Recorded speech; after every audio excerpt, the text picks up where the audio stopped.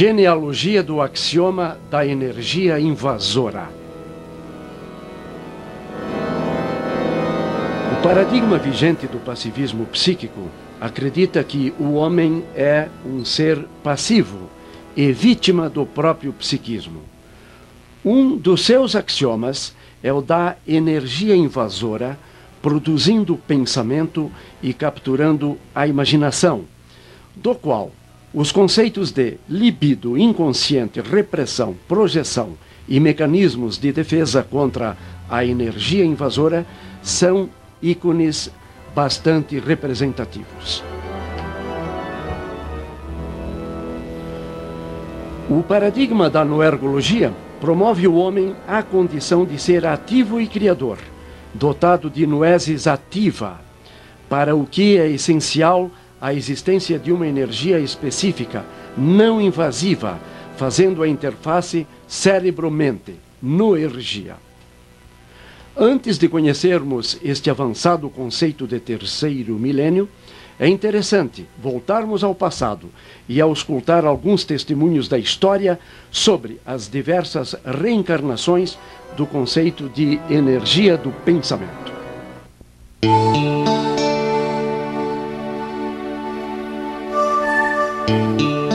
Emocionante excursão histórica pelas teorias da energia mental ao longo das eras evidencia que estudiosos de todos os tempos sempre perceberam a existência dessa energia e da sua conexão com a imaginação. Mas os axiomas passivistas deixavam os observadores cegos e estupefatos.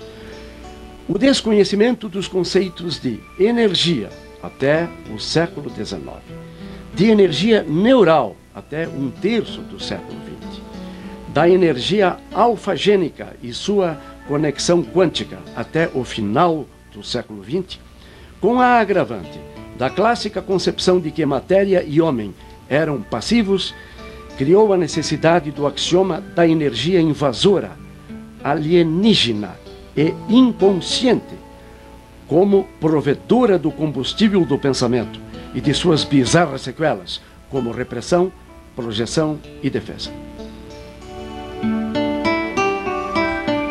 Um misto de temor, estupefação, veneração e mistério sempre rodearam a temática da imaginação e o fenômeno das ideias altamente carregadas de energia, para cuja explicação tem sido utilizado o combustível mais poderoso e temido de cada época, sempre no formato de uma energia invasiva. Assim é que o primitivo pajé explicava que o pensamento era produzido pela penetração de uma flecha invisível. Quando essa flecha acertava e aprisionava a imaginação, produzia doença, cuja remoção gerava a cura. Para o sacerdote babilônico, o combustível do pensamento, e especialmente das ideias altamente carregadas de energia, era fornecido por monstruosos íditas que penetravam pela nuca para produzir pensamento, objetivando imobilizar a imaginação com uma armadilha de espetos. O sábio Inca explicava que um fluido vulcânico invisível penetrava pelo meio da sola do pé, subia corpo acima, produzia pensamento no cérebro e grudava na imaginação como um carrapato, encurralando-a no meio de uma bicharada. Era então necessário perfurar um orifício na calota craniana para que o fluido invasor esguichasse para fora, como num poço de petróleo, pelo qual eram cuspidos da imaginação ratos, cavalos, sapos, abutres, serpentes e a metade dos habitantes da Arca de Noé. 3 séculos antes de Cristo, o vetusto axioma da energia invasora se reencarna no mais temível invasor de todos os tempos, introduzido na ciência moderna por Hipócrates, com a sua autoridade de pai da medicina. O temível útero ejetável, a usina da histeria, cuja teoria dizia que o útero é um animal desejante de esperma, quando dele não suprido, se desloca fisiologicamente da sua posição anatômica. Caminha impetuosamente corpo acima, com a força de um animal lávido e voraz, em busca de umidade alternativa, passando pelo fígado, por debaixo do umbigo, pelas vias respiratórias, podendo produzir sufocação histérica ao passar pela laringe e, finalmente, nocauteando a imaginação, onde produz histeria. A força dessa crença pode ser avaliada nas terapias recomendadas, como a da pedra espanhola ou a do chá fervente. O gentil enfermeiro abre a muque, a boca da histérica, enquanto o douto Esculápio despeja água fervenho na garganta, objetivando afugentar o útero ejetável, fazendo-o desistir da sua caminhada ascendente e retornar, acuado, à casa materna, devendo percorrer o caminho inverso ao da subida. Na época de Freud, esses conceitos eram tão fortes que o acadêmico que dele se distanciasse era jubilado. Sem qualquer cerimônia ou metáfora, uma terapia muito usada contra a histeria nessa época era a clitoridectomia, mutilação nascida da crença do útero ejetável, que até hoje continua vitimando milhões de mulheres africanas.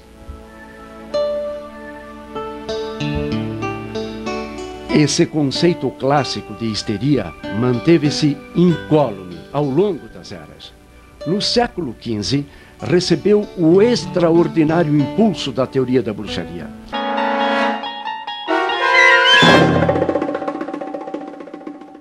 As teses dos doutores Jacobus Sprenger e Heinrich Kramer demonstraram que o combustível do pensamento não era fornecido apenas pelo útero e que a histeria não poderia ser exclusivamente uterogênica. O útero não teria combustível suficiente para viajar sozinho com tal ímpeto. Na realidade, ele era impulsionado pelas poderosas turbinas dos diabólicos íncubos, que através do útero penetravam no cérebro, com o objetivo principal de capturar a imaginação e estabelecer ali o seu quartel-general para comandar a vítima, obrigando-a a agir não de acordo com a vontade dela, mas obedecendo à imaginação, pilotada agora pelo grande invasor copulador. É por isso que a pena de morte do corpo da bruxa só podia ser emitida depois de decretada a pena de morte da imaginação, o que era feito com a algema semântica de rótulos, obtidos com técnicas hoje denominadas de psicodiagnósticos projetivos. O explosivo trinômio diabo, sexo e imaginação inspirou inusitadas reencarnações da energia invasora, rebatizada de criativos conceitos, como o id impetuoso de Godrec, o inconsciente tenebroso de Carlos, o inconsciente corporal de Hartmann, o inconsciente poligonal perseguidor de Grasset, o inconsciente reprimido ricochetante de Herbart, o inconsciente reprimido de Lipps e, finalmente, o inconsciente libidinal de Freud. Quando o influente Sigmund Shlomo Freud entra em cena, fazia 23 séculos que o sexo era a única energia aceita como provedora do combustível do pensamento. Só se falava em sexo, e cérebro era tabu. Quem quer que ousasse explicar o pensamento pelo cérebro era perseguido, como ocorreu com Avicena, preso, como aconteceu com Sechenov, ou vaiado publicamente, como ocorreu com Claude Bernard. Os que tinham menos sorte eram acusados de tentar encobrir seus pactos com diabos. Quando Freud se interessa por hipnotismo, encontra duas escolas opostas, Nancy e Salpêtrière. Nancy defendendo o absurdo do cérebro e Salpêtrière defendendo o óbvio ululante do sexo. Para nossa falta de sorte, Freud tomou entusiasticamente o partido da Salpêtrière.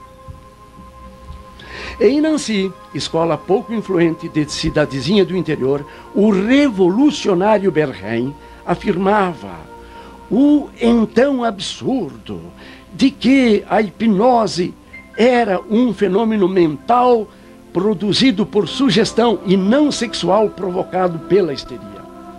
O braço paralisado e insensível sob hipnose era um exemplo polêmico.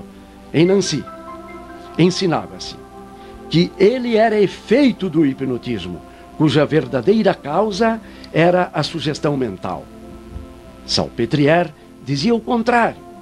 Dizia que a causa do braço insensível e paralisado sob hipnose era a histeria, o útero. Assim, pasmem, a hipnose seria uma sequela, uma consequência do braço paralisado pelo útero. Apesar das argumentações de Nancy, a tese mentalista do hipnotismo foi relegada ao abandono e ao mais total descrédito.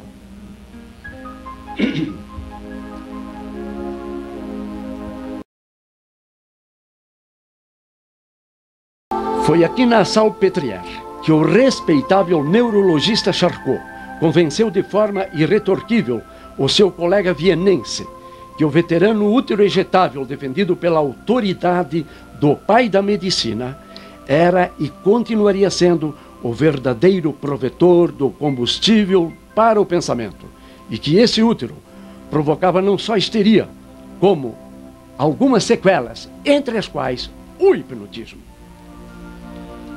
Essa é a fantástica história das reencarnações do axioma da energia invasora, provedora do combustível do pensamento, que ao capturar a imaginação aconselha medidas de segurança, como repressão, mecanismos de defesa, seja na forma de um escudo protetor defendido por tribos guinés, seja na forma da porta anti-íncubo recomendada pelos doutores da bruxaria, seja na forma da pedra anti-útero utilizada em Salamanca, ou seja na forma dos mecanismos de defesa descritos por Anna Freud. No século passado, Goodrek estudou detidamente as diversas reencarnações dessa energia invasora e, sem chegar a um entendimento claro do tema, resolveu batizá-las de tudo isso em alemão, ou seja, Id. Freud, que também estudara e se inspirara na bruxaria, gostou do termo e o adotou, como lembra a psicanalista Tallaferro. O fato é que a histeria foi o elo que permitiu a Freud ir atando os primeiros nós na grande corda que o levaria a formar as bases da psicanálise. Assim foi que fofocas de comadres gregas, colhidas nas andanças paqueradoras do médico viajante Hipócrates, expandidas com sua autoridade científica, confirmadas com a sabedoria e o poder dos picadores de bruxa, demonstradas com o brilho do eminente Charcot e exaustivamente estudadas com a verve literária, o dote oratórico, a inteligência e o grande grau de influência de Freud, trouxeram o útero ejetável hipocrático para o século XX. Reencarnado como libido inconsciente, que quando mal reprimida, retorna deslocada em alvo substituto. Para terminar o percurso no seu consagrado milenar refúgio, a imaginação passiva. Tanto é que, na psicose alucinatória, é o desejo que avança mascarado, escondido, camuflado. Aí está libido. Esse formidável artefato sexual tornou-se o ícone da energia invasora, da libido fluindo para o ego, do psiquismo inconsciente como um subproduto dessa fantástica energia uterina. Magda Dimenstein, em recente artigo na Revista Brasileira de Psiquiatria, alerta que antigas superstições continuam vivas na nossa cultura Eis o que ela diz. Esse imaginário ginecológico dos gregos ultrapassou a barreira do tempo, intacto, passando pela figura da bruxa medieval, pelas histéricas de Charcot no século XIX e em seguida para os domínios da ciência contemporânea.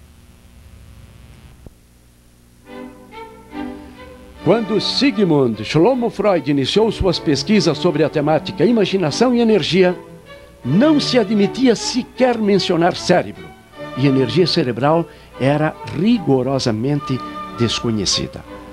Mas a partir de 1931, quando a neuroeletricidade começou a fazer seus primeiros adeptos, eis o que Freud já cogita. O que eu não daria, disse então, para ter uma noção mais clara dessa energia. E bem ao fim da vida, Freud proclama algo com tal clareza que deve sinalizar para nós que estamos vivos hoje a necessidade de desacralizar, de desvendar a verdadeira essência da energia do pensamento. Eis o que nos dita Freud. Aceitamos que na vida psíquica atua uma espécie de energia. Porém, carecemos de todos os dados necessários para abordar seu conhecimento mediante analogias com outras formas de energia. Os dados que ele não tinha, nós hoje dispomos de forma clara, exaustiva e contundente. Se desejamos imitar alguém como Freud, devemos efetivamente alavancar o progresso e impulsioná-lo para frente, como ele fez a seu tempo. Nunca ficarmos patinando para trás e repetindo asepticamente, acriticamente, o que era verdadeiro naquela época, porém sucata cultural no terceiro milênio.